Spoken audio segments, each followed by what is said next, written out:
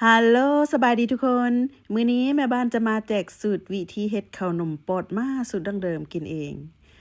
เฮามาเบิ่งเครื่องประกอบทั้งหมดว่าจะมีหยังแดก่อนอื่นก็มีน้ำแม่บ้านใส่น้ำอุ่นแล้วก็จะมีกะทิมะพร้าวน้ำตาลอันนี้จะเป็นเนยที่ว่าละลายแล้วเนาะจะเป็นเนยจืดหรือเนยเค็มก็ได้ต่อมาก็จะเป็นผงยีสต์1ซองแล้วเครื่องหลักๆก็จะมีข้าวเจ้าแป้งข้าวเจ้าเครื่องประกอบทั้งหมดก็จะประมาณนี้ก่อนอื่นเฮาก็จะมาเทแป้งข้าวเจ้าลงใส่3หลังจากนั้นก็ต่อด้วยยีสต์ผงยีสต์คันถ้าบ่มีอันนี้ก็จะบ่เป็นพี่น้องเอ้ยค่อยเคยเฮ็ดวิธีเฮ็ดขนมปอนมาไปประมาณ3ปีหลังพี่น้องเคยเฮ็ดลงคลิปเทื่อนึงแล้วต่อมาก็จะเป็นน้ำตาล1จอกแล้วก็จะมีน้ำอุ่นเด้อพี่น้องน้ำนี่น้ำธรรมดาแต่ว่าเฮาเอาไปอุ่นหน่อยนึงพอให้มันจกได้หั่นนะน้ำนี่ประมาณ850มิลลิลิตรเหลือ850 ml จากนั้นเฮาก็จะมาคนไปคนมาคนไปแล้วก็ค่อยๆเติมใส่วิธีเฮ็ดบ่ได้ยากเด้อซาพี่น้องเอ้ยง่ายๆแล้วก็บ่จำเป็นต้องมีเตาอบอันสูตรนี้เพราะว่าเฮาจะเฮ็ดนึ่งเอาเด้หลังจากที่ผสมเรียบร้อยแล้วเฮาจะพักไว้ประมาณ30นาทีเพื่อปลุกยีสต์แล้วมาเบิ่งกันอีกเนาะ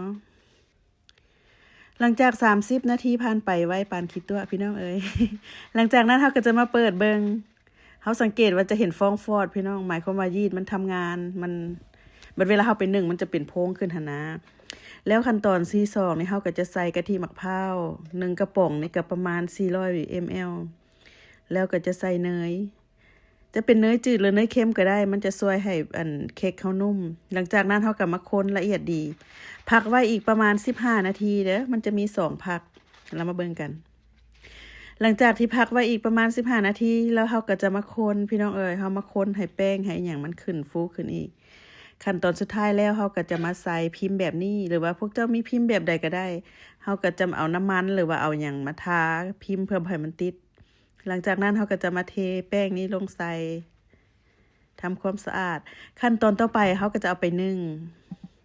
ก่อนอื่นก็ตั้งหม้อซึ้งให้มันฟดหั่นล่ะเนาะแล้วก็จะเอาขนมเค้กเข้าในใส่ขนมปอนมาในใส่แม่บ้านจะใช้เวลา1ประมาณ45นาทีแล้วมาเบิ่งกันอีกหลังจาก45นาทีผ่านไปขนมก็ถือว่าสุกเฮาก็จะปะขนมให้มันเย็นแล้วก็มาเบิ่งกันอีกเนาะหลังจากที่เฮาพักขนมมันเย็นแล้วบัดนี้เฮาก็จะมาจัดใส่จานพี่น้อง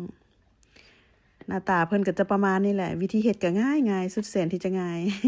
แม่บ้านแม่เฮือนผู้ใดก็เฮ็ดได้หั่นล่ะเนาะเห็นบ่จะเป็นเด้งดึงหลังจากนั้นเฮาก็จะมาตัดตอนน้อยตอนใหญ่ก็ตามแต่ความมักเด้อตามแต่อัธยาศัยเครื่องประกอบก็บ่ได้มีหลายคือแม่บ้านเว้าหั่นแล้วก็เครื่องปรุงทุกอย่างแม่บ้านจะเขียนไว้เทิงคลิปคือเก่าเด้อพี่น้องเด้หน้าตาเพิ่นก็จะประมาณนี้คันถ้าพวกเจ้ามักหวานก็เติมน้ำตาลใส่ได้หรือว่าพวกเจ้ามักแบบสีสันก็เติมใบเตยผงใบเตยบ่หรือว่าจะเป็นกาแฟผงกาแฟอิหยังก็ได้พี่น้องลองเอาสูตรของแม่บ้านนี้ไปเฮ็ดกินเบิ่งเด้อรับรองว่าแซ่บเฮ็ดกินดีเฮ็ดขายได้เงินพี่น้องเอ้ยไปก่อนเด้อ